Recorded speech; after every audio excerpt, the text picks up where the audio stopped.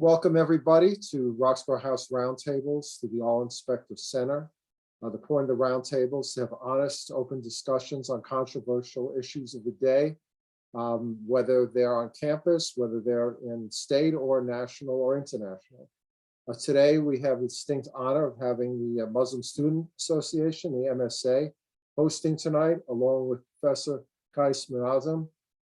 We are going to discuss the Muslim experience on campus as well as in the United States. And I turn it over to the Vice President of the MSA, Zenobia. I'm going to pronounce it wrong, so I'll just go Zenobia. Go right ahead. Hi, everyone. I'm Zenobia. I'm in my 4th year. I'm a business management major and a diversity studies minor. And as Professor Lane mentioned, I'm the vice president of MSA, and my pronouns are she, her. Today's the second day of Islamic Awareness Week, which is something I'm very excited about. MSA, which is the Muslim Student Organization, is dedicated to organizing a safe space for Muslim students and creating networks of allyship and understanding with non-Muslim students alike to create a more inclusive campus experience. We have put together a number of events and activities throughout the week, so please support us and join us when you can. This week is a celebratory time for the Muslim community, but I think it's also important to recognize the Islamophobia that the Muslim population faces in America. The proposed introduction of surveillance by the federal government, continuous violence, and stigmatization that is propagated against Muslims and those mistaken for us globally definitely impact our lives and wellness, even when we're celebrating. It's also unfortunate that on this campus, Islamophobia is not foreign to our college experience. So we ask everyone to be respectful of those sharing difficult stories and feelings with us. And I'm going to pass it over to Professor Qais to introduce themselves. Thank you so much, Zenobia. I'm very honored to be here in presence of Muslim Students Association, and thank you, Professor Lane, for inviting me to be part of this very important conversation. My name is Ahmad Kaisman Hazem. I'm Assistant Professor of Global Studies in the College of Humanities and Sciences. I go by Qais. My pronouns are they, them. I identify as Muslim, and this event is very important because there's so many things happening around the country and also beyond that, particularly in Muslim countries in terms of war, invasions, displacements, which also impacts many communities here because we are very much related in one way or another. And especially with the institutionalization of Islamophobia, which has been happening over the past 20 years, mainly after September 11 during the war on terror, but then it also intensified during the Muslim ban, which happened in 2017, January 27.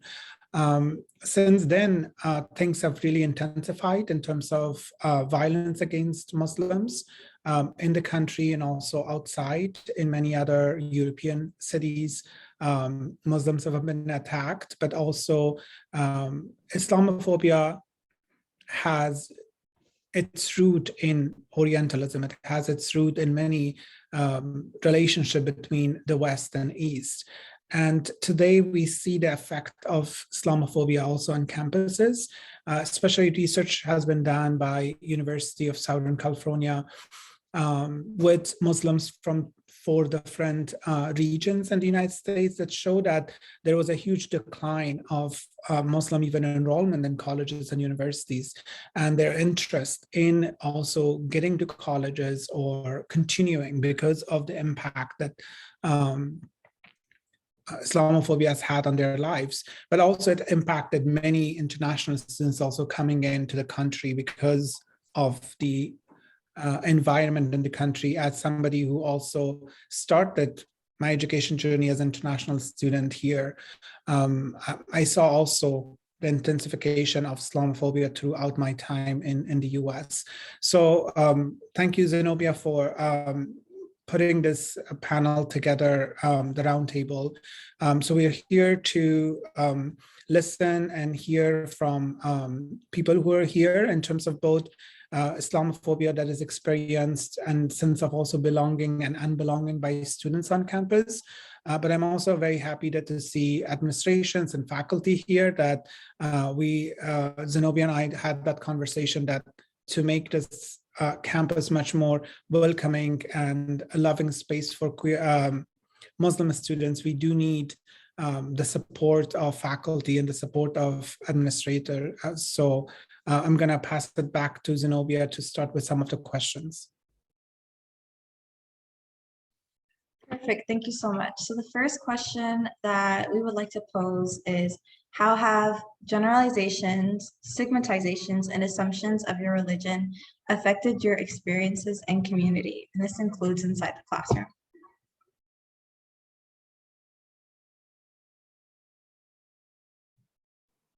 I think I can speak on that.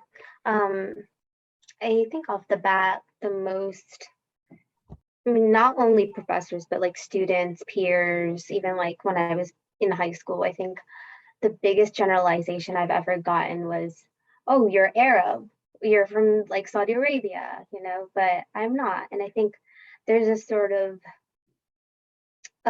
misconception there because, if anyone were to do the research, then they would find like Asia, specifically, I believe it's Malaysia, has the largest Muslim population. So that's like nowhere near, the Middle East. Yeah. Thank you so much for that, Tabassum. I've totally my fault. I forgot to mention earlier. If you would like to speak, would you mind just raising your hand? Thank you so much. You don't mind if I just ask the question of the students?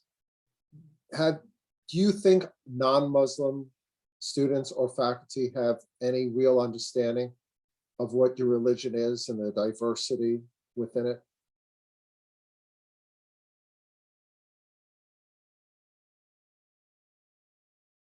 Samana, go ahead. I think a lot of people I've come across know like the basics of like, oh, Muslims don't eat pork, Muslims don't like they stay away from alcohol and whatnot. But I think there's no greater understanding of like some of the basic steps we do, like praying 5 times a day or like fasting during the month of Ramadan, which I know like there's so much religions out there, so it's a lot for people to learn. But I think just like if we can make that efforts for Christianity or Judaism, we can make it for Islam as well, because it's one of the top major religions in the world. So I think just like a better understanding of that, for example, like even during like Ramadan, like if professors can be more accommodating towards some students. I know if anytime I've like email professors, can I get a deadline just because it's Ramadan right now and I'm like kind of tired. So a lot of professors are really understanding, but just making the effort to actually work with their students. Because in the past few years, we've had to like celebrate our holidays during school time, which isn't always fortunate. Some professors have not always been understanding in terms of like an off day or like getting a deadline, whether it's for like a paper or like taking the exam another day, just because it's like not considered like nationally as a holiday. So just being more aware of that, and that, we like, although we may not make up a big population in our campus, other schools like Temple and Drexel, they make a lot of accommodations for their Muslim students. So just being aware of that. Since we are on the topic of accommodation, I'm glad, Zamana, that you brought up also the fact that it's the basics, but also it's also how they could accommodate in terms of fasting month, which is happening now in a month or 2 months. So that's also this semester, how to be accommodating to the students' schedules, the students' deadlines, because there's an exhaustion of also now the pandemic, but also on top of it, of fasting and isolation that is very, very, has affected Muslims in different ways, the pandemic, because this is the month that a lot of people come together communally in mosques or many homes and communal spaces. But the past 2 years, that hasn't been happening, and this is going to be the 3rd year. So that's something that is very important for as faculty to take into account, but also administrators in general.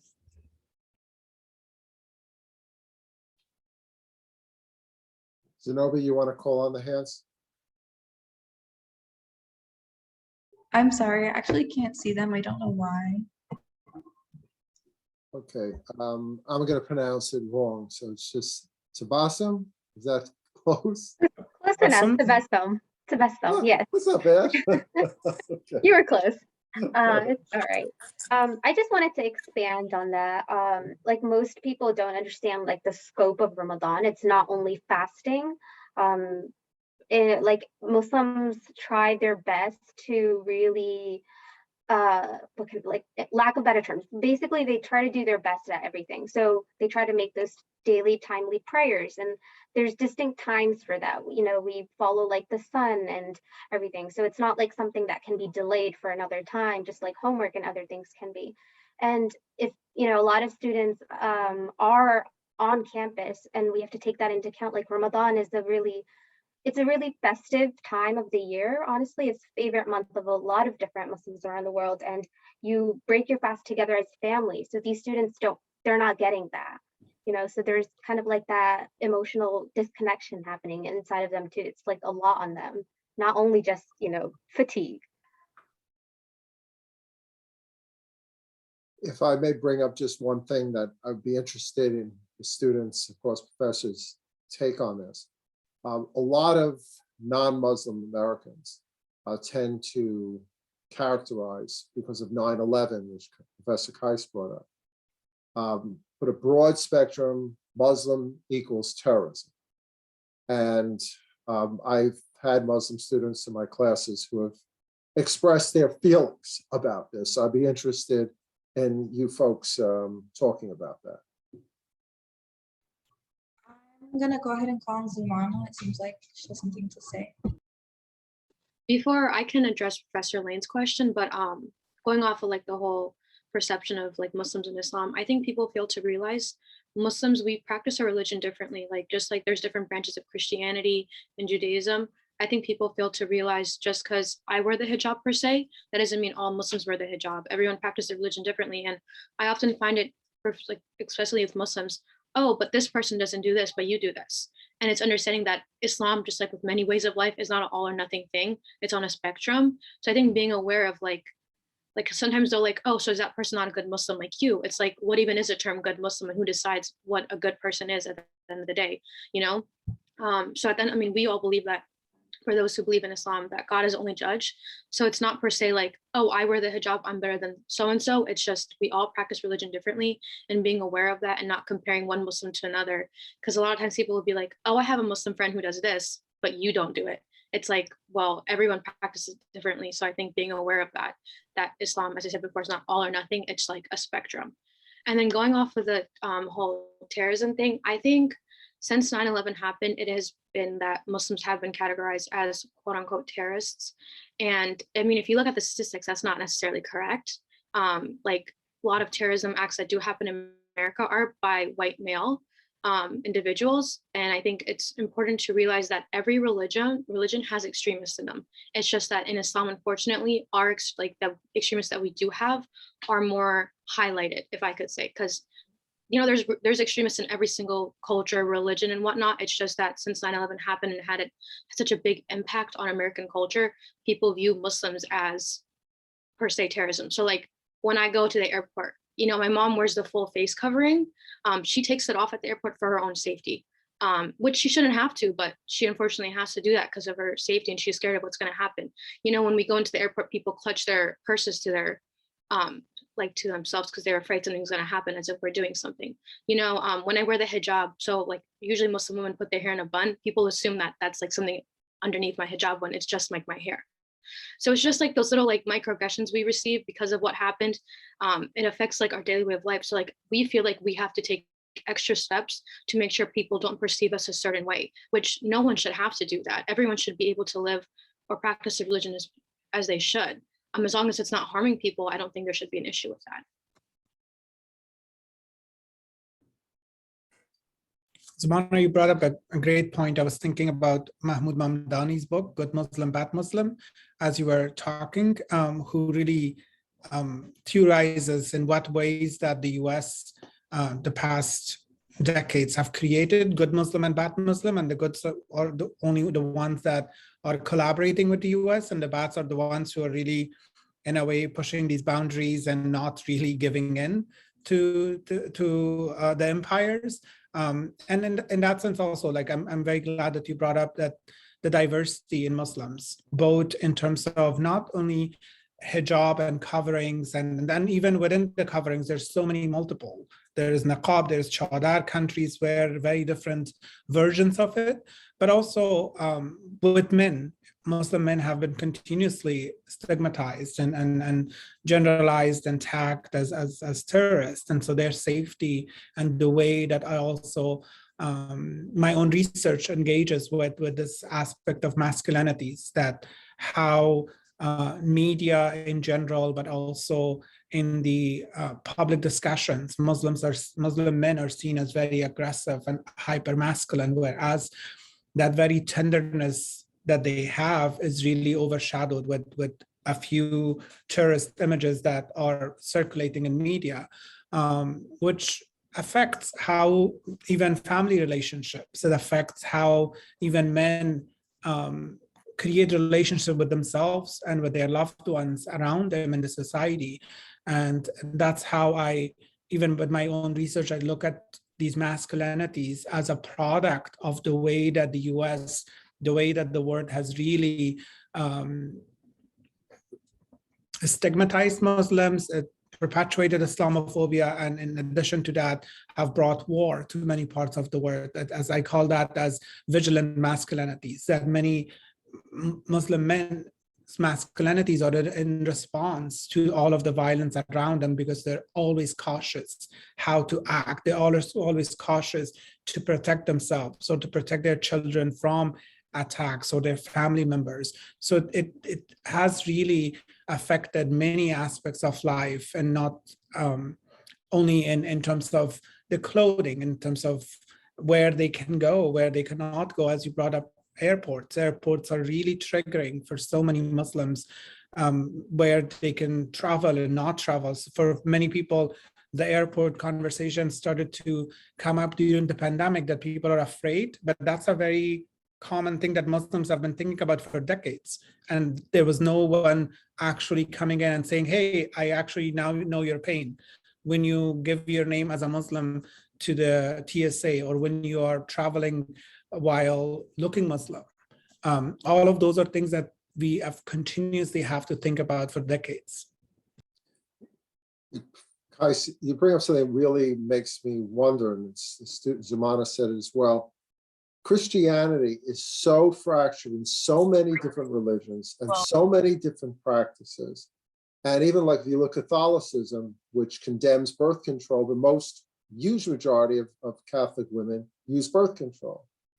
So through Christianity, there's all types of different Christians practicing different things.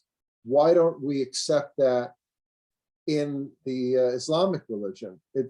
You think that recognizing how it exists in Christianity and Judaism as well, there's all kinds of different sects and so forth. Why is it that we put this onus on everyone's the same in Islam? I'm interested in what the students think, or Barbara, you have your hand up. Unmute. I understand and appreciate the question, Evan, but the way you phrased it, I think in some ways misrepresents awareness of Christianity and antagonisms among Christians too. I mean, many Protestants despise Catholics. And I had a friend who had to send, an African-American friend who sent her daughter to a Catholic school because she didn't want to send her daughter to the public neighborhood school during those years, and said to me that she had to de-Catholic her, when she took her out of that school and sent her to public schools, because she didn't want that indoctrination. That's what she saw Catholic education to be. I don't want to minimize at all the lack of knowledge or tolerance toward Islam, but I don't think we should make the mistake of suggesting that there actually is a lot of tolerance for other differences, or that everyone understands that Christianity is different and we all appreciate that, and there's no hatred toward Catholics and Protestants, or between Catholics and Protestants, Oh, for example. but And by not the way, 1 I'm minute. Jewish, Wait, so talking about Catholics and Protestants, you know, I'm not shaking. but not 1 minute am I saying they get along. Because we know that Kennedy almost wasn't elected because he was a Catholic. What I'm saying is recognizing that there are differences. You may hate the differences. Sure, sure. But there are No, I won't differences. deny that there's differences in the Yeah. attitudes. I just, you know, Yeah. That's why we look at the Islamic religion as being as a monolith, yeah. right. Beth, is it? Beth Gary? Yeah, Beth. I believe that the reason why it's kind of like so stigmatized is because Christianity is like a predominantly white religion, studied kind of all over the world. And I think it's especially prevalent when we look at like depictions of Jesus. You know, he's a white man with like very long hair and a beard, where I think during that time period, like if you believe that he was alive and stuff, he might not have had white skin. So it's kind of just like, we don't really know. I feel like individuals who study Christianity aren't necessarily aware of it because it's also not as like prevalent in our society in a sense, in the United States. And also just to add on what Beth was also saying, stigmatization of groups, especially with very monolithic understanding of Islam and painting of that picture. It goes back to Orientalism, that how the West has really depicted homogenized Muslims, because it's easy when you group them as just one static, not moving, not changing, and then dumping all these other things on them and blaming them for many things that are happening around them. So it's easy to do that rather than seeing the diversity within that, seeing all these different sects of Islam, different practices of Islam, different versions of Islam, the different beauties of Islam that exist within the religion. And it also goes back to the very colonial mentality, because if you think about race branding and creation of ethnicity, it happened during those colonial times because it was easy for colonial powers to group people and then, in a way, homogenize them continuously and put them all in one and then treat them as one.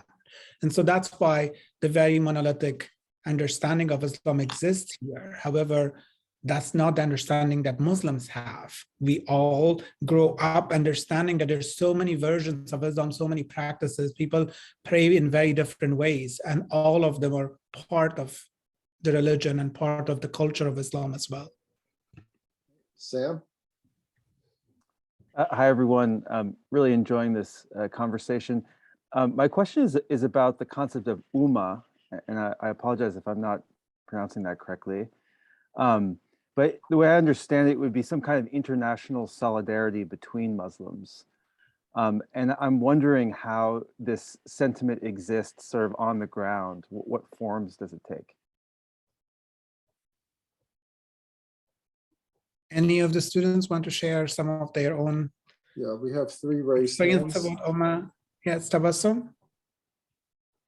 Zumana has a hand raised. Or go ahead, Tasmin. Go ahead. Okay. Sorry. Yeah, I think the concept of ummah really, if we translate it like bare bone, it kind of just translates to community. And I feel like amongst us Muslims, there's this greater sense of community. I don't know if you've ever noticed, but whenever we see each other, we exchange greetings. We say assalamu alaikum, which means may peace be upon you.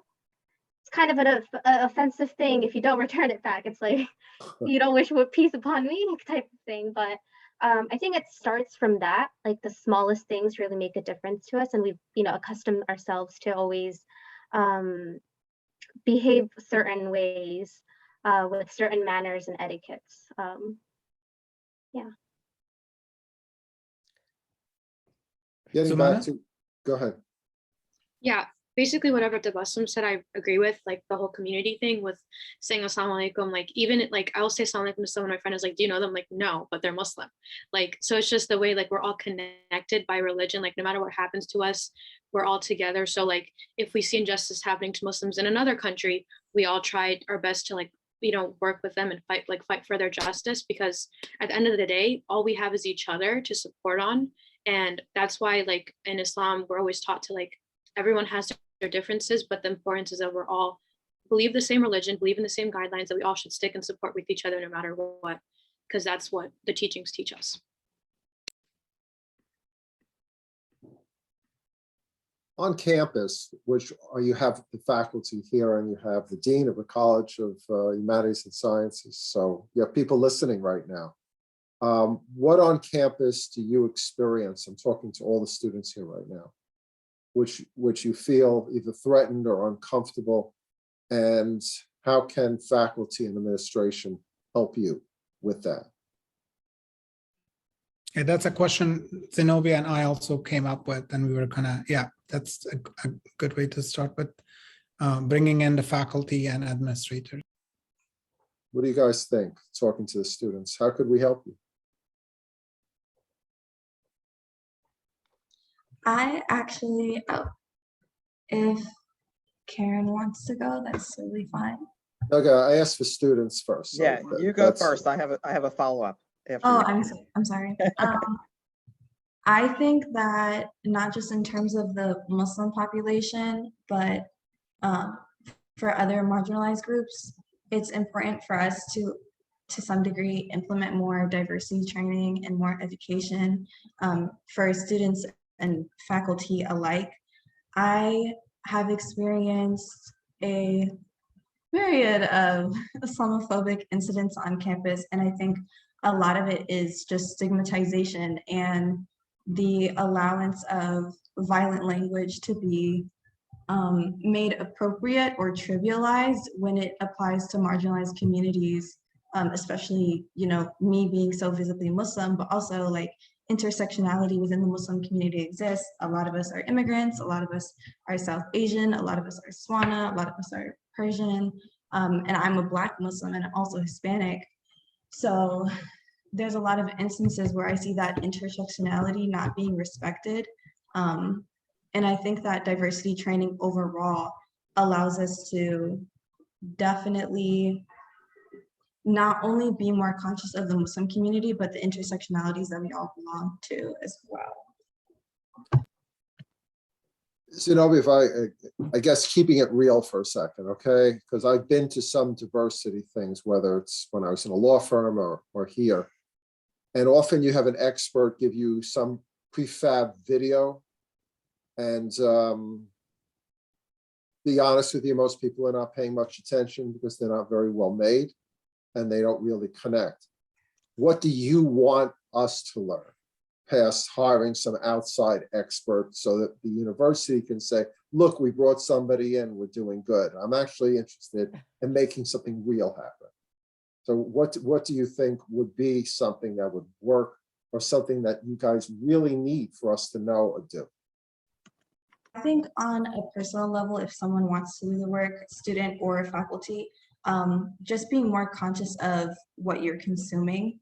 I think that a very simple way is just, following people on social media who are Muslim and just doing your best to consume diverse media as well, because it reshapes the narratives that, you have and what you consider to be aligned with what a Muslim is, or what a Black person is, or what an immigrant is. Just making sure that you're diversifying your own experience is actually very enriching in itself and allows you to see them as multi-dimensional people, regardless of what you have been socialized to believe. That's a good answer. Karen, you have a question? Yeah, I was just going to follow up. It's similar to the original question, but knowing that Jefferson in the past few years has developed a pretty extensive diversity, administrative diversity infrastructure, I was just wondering what the students think is good about it, what they could be doing better, if there are any thoughts in general about how that's working. There's a diversity officer and lots of branches, and hopefully you're even aware if there is such a structure out there. Right? That's what I was thinking, Karen. Right. We're barely aware of it. Yeah, I mean, there are videos in training, and like what Professor Lane said, there are, the videos maybe aren't. The videos can be offensive, to be honest. Yeah. I mean, if you, for example, for students, if you experience an actual issue, do you know where to you go. could go to get help or what you could do about Well- it administratively? Sebastian, Tabassum? you right? Go ahead. Yeah, I mean, the answer would be no. I think now, since I am a senior, it's clear to me now who I can really go to, who I can speak to if I have any concerns. But when I was a freshman, when I was a sophomore, I didn't know where to go. I didn't even know we had an interfaith prayer room. And even if we do, we don't have like space for making wudu, which is like an ablution we do for cleaning ourselves before we pray.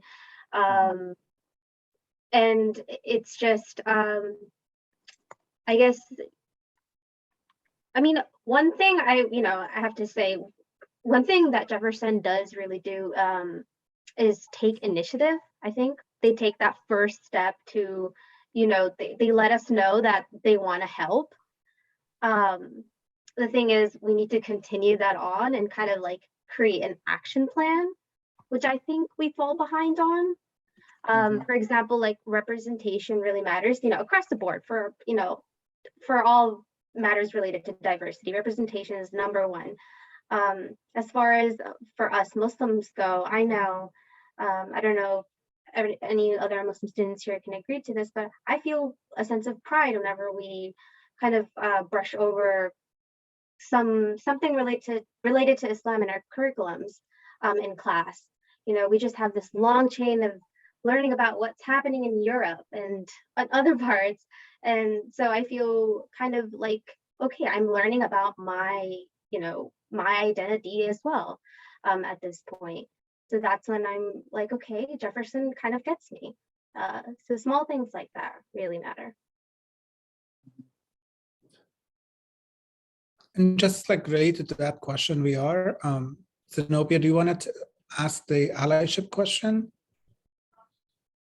Yes. What does good allyship to the Muslim community look like to you? And this is open to everyone, including non-Muslims, to answer. And also, like, I would like to hear from like everyone just what they have done as terms of allies so far, or what they can think they can do better in terms of being radical allies to Muslims on campus and also beyond in the communities. I'll start for one thing. Zumana was in my class and she knows we covered the 9/11 conspiracy theories. I think I'm doing that right now. And when we finish up, I really would like to amend what I teach to make sure that the students walk away from this, understanding that the acts of 12 people are not the acts of an entire religion, but the acts of 12 people. And to generalize that out is another terrible thing that's come out from 9/11. And I think that I have to make that extremely clear as the attacks by different Christians on synagogues and the fact that the governor of Florida today refused to even condemn Nazis in Florida is not a condemnation of all Christians across America, just a condemnation of a very bad governor. And I think that has to be made very clear.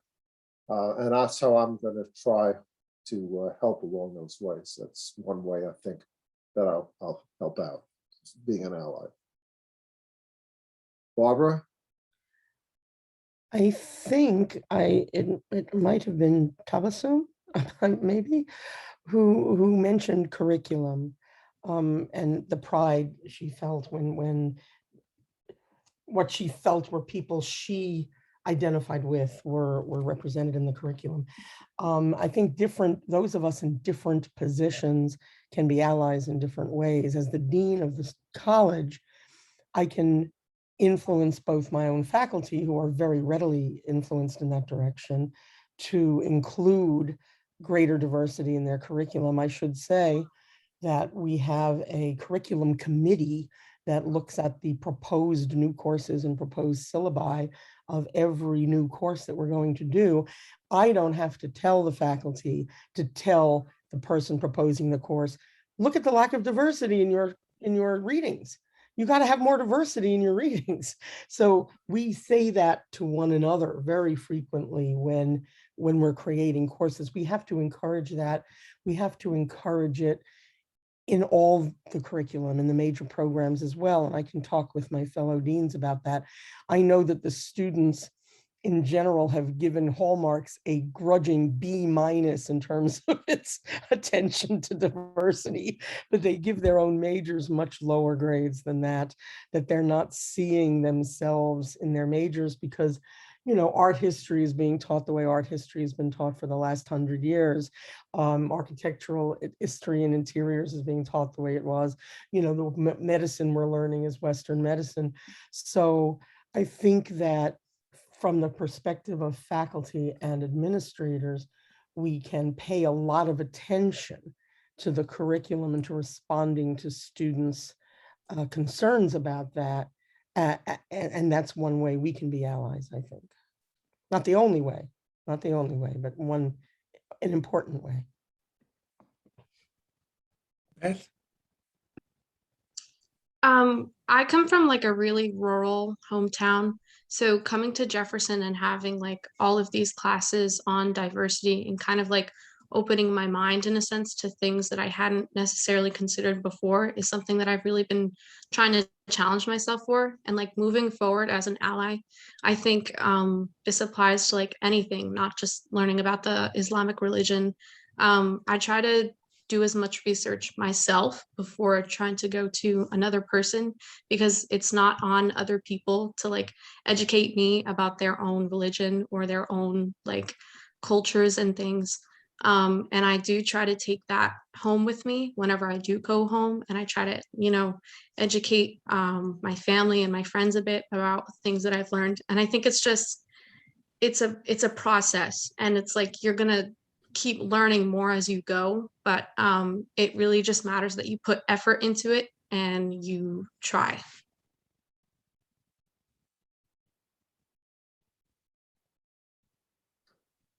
Any other suggestions from some of our students or members of the MSA on what we can do better or experiences you've been through that you want to share?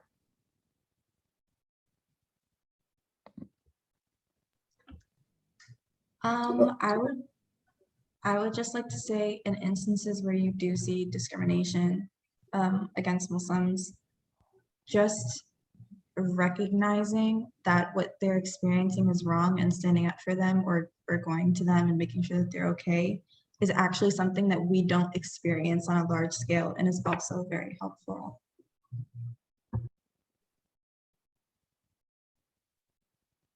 Just if I may ask, even Professor Kais, coming from your country here, what have been your experiences, you know, going through education and reaching the level you've reached? I mean, it's been a struggle. It's still a struggle. So coming from Afghanistan 13 years ago, I never thought that I would be where I am. It was just that when you are a Muslim also living in war, sometimes you don't believe that you'd actually like reach to a certain even age, because we really die young. It's either war, it's either now the violence of Islamophobia, war and terror. And so I never thought that I would live to this age, first of all, and let alone some of us, we can't even dream of pursuing education and all that. And so for me, what I see the past 12 years or 13 years that I've been in the US, not much has changed in terms of people's perceptions. It has actually just increased, that's doubled. The level of like Islamophobia I would experience is similar to what my students experience now on campuses, which is very shocking and also unfortunate. And for that reason, when I was at the University of Minnesota, it was a very different place, also Midwest. And only space that I actually felt I would belong was the Muslim Student Association. That's why it's very close to my heart. When you asked me to be part of this, I was very happy to circle back and come back to the same place that actually became my community. The very first person who showed me how to do things on campus, how to even get on the bus and find my class, was Yasemin, who was a freshman at that time, much younger than me at that time because I came as an older undergrad, a hijabi Muslim from Somalia who became my best friend that first week in the US. So that sort of like goes back to also question of that Sam posed about Ummah, that sort of solidarity that exists, a sense of community, that the moment you see, when I saw her with hijab, that was an immediate sign for me to go out and ask her for help, because I knew we had that connection immediate, that we're Muslim, she's going to help me. I'd asked people before. I hadn't gotten that similar help. And now I see that with my students on campus. I see so many of my students in the same situation where I was 12 years ago, 13 years ago. And that's unfortunate because we are supposed to progress. We're supposed to move forward. But these past also few years really like pushed us back with the Muslim ban, with many other attacks on Muslim women in the country, and many other now with the betrayal of the US in Afghanistan. And so all of this like really impacts our emotions, our feelings, our relationships with the society, and also with what we study. So with that, our expectation is a lot from those who consider themselves our allies, our friends, or those who have really good intentions. Because I am in a different position right now. I'm a faculty. I really want to give back and support my community, but that's also the expectation I have from other faculty who are not Muslim, because I can have that influence in my own class to include, as Tabassum and Zamana were talking about, the curriculum, the diversity and voice of Muslims, but I can't do that in other classes. So I think it's good to have that sort of commitment to diversity, but also elevating and amplifying Muslim voices, not of, let's say, just talking about that one particular event of 9/11. Some of us, we really get exhausted when that comes up in the classroom. Let's talk about other things that Islam has contributed. Let's talk about other things that Muslims have contributed or working around. It's a fashion institute. Muslims have contributed so much to fashion. Why not about joy and happiness of Muslims as well? Because I hear from my students also that they get tired when we talk about just war in, let's say, the Middle East. How about other aspects of life? So I think those are the things that I personally, and also as a faculty, want to see on campus. Sam, thank you, Kais. That was very interesting. Sam? A question for Professor Kais or the students, or really my colleagues on this conversation as well. Just thinking back to, say, 20th century US history, in particular the period between the two world wars. If you look at, like, I mean, back then, antagonism between Catholics and Protestants was very significant. I mean, I think of the charge that Catholics were papists, and before World War II as well. I mean, public anti-Semitism, which doesn't really exist anymore. I mean, there are acts of anti-Semitism, and anti-Semitism always rears its head. But I think in terms of, it's not like it was before World War II. And I'm wondering if you foresee perhaps a similar process happening with Islam. I mean, do you think this kind of conversation, like, what would this conversation look like in 50 years, for instance? I mean, do you think it will be similar? Do you think it will be different? And, how could we kind of push this in a more positive trajectory?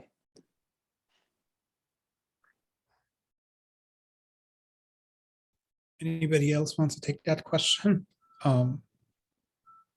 Zenobia, since you're going to be here in 50 years, most of us won't. I certainly won't.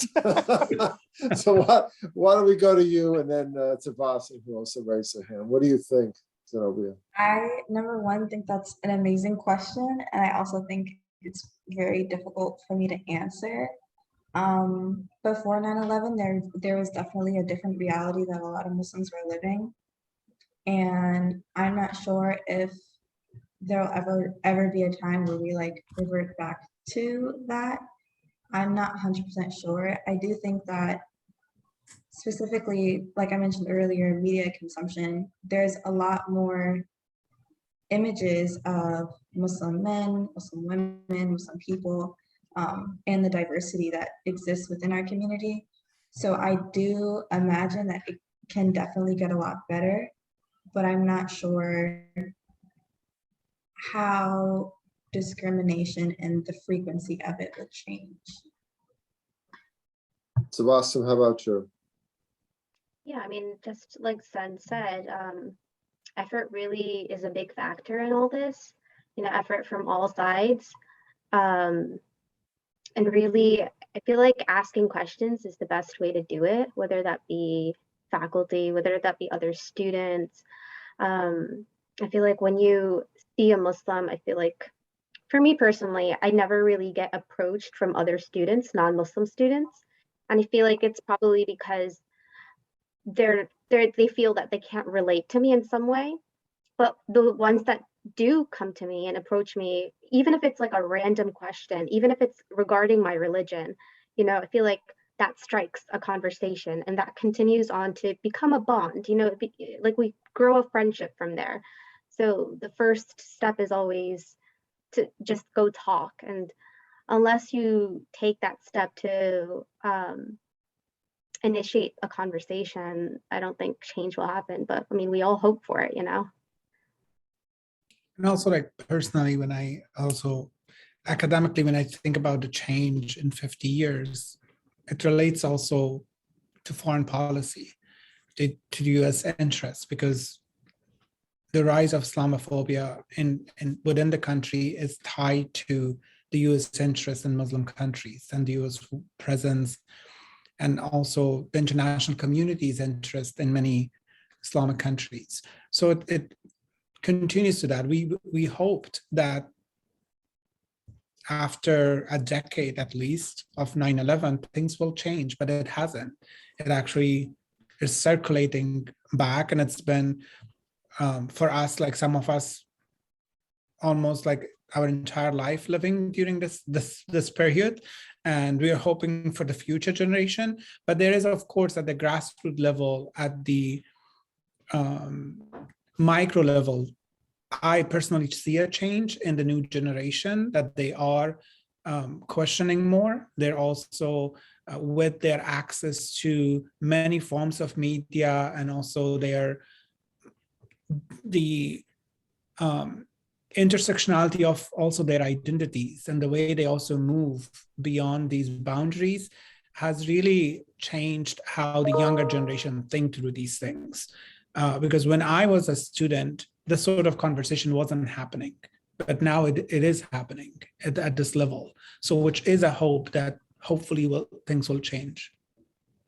Zenobia, we're actually running close to the hour. So would you like to make some closing remarks or comments about what we've talked about, or what you'd like to discuss before we wrap things up? I would just like to say thank you to everyone who contributed to the conversation, those who belong to the Muslim community and those who don't. I really enjoyed listening to you all and did amazing, and I'm very proud and I'm very happy. And I specifically want to thank Professor Price for lending their time and their energy to us, and I was very inspired by your story. So thank you for that. Thank you, everybody, for coming. And thank you. Thank you, Zenobia. And hopefully in 50 years, we'll all still be here and a whole lot happier and living in, hopefully, in peace. Everyone keep safe. Take care. Thank you. Yes. Thank you so much for being here. Bye-bye. Goodbye.